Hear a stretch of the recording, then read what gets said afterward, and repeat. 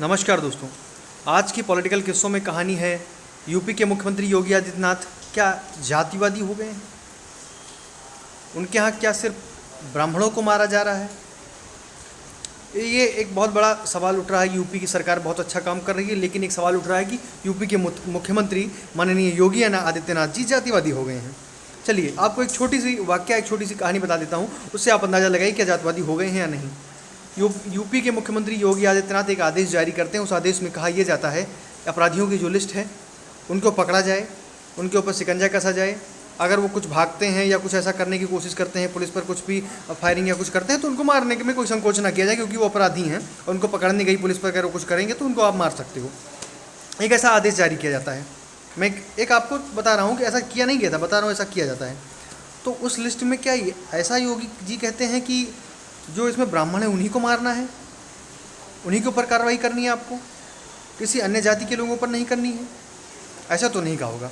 या उनकी पुलिस ने कोई लिस्ट जारी करी और कहा कि ये लोग इन पे 50-50 मुकदमे हैं, 60-60 मुकदमे, यार क्या हो रहा है, इन पे कार्रवाई करो फटाफट।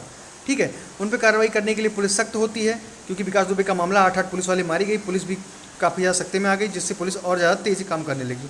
पुलिस ने जब ये सब मुकदमे उठाए और रखे, 50 केस, किसी के ऊपर 20 केस, किसी 50 केस, 70-80 केस के लगे हुए लोगों के ऊपर, उनकी प्रॉपर्टी को जब्त करना, जैसे कि अतीक अहमद की प्रॉपर्टी जब्त हो गई, मुख्तार अंसारी की करोड़ों की प्रॉपर्टी जब्त हुई, वैसे में नाम आता है विजय मिश्रा का।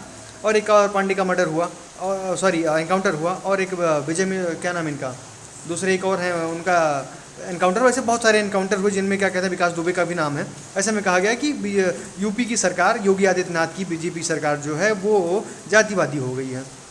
क्या उस सरकार ने जो लिस्ट जारी करी उसमें साफ साफ कहा गया कि अपने अधिकारियों से, अपने पुलिस वालों से, एसटीएफ से, सबसे कहा गया कि जो ये मारे जाएंगे लोग, एनकाउंटर होगा, क्या वो ब्राह्मण ही मारे जाएंगे? उसने ऐसा तो शायद नहीं कहा होगा अपने अधिकारियों को।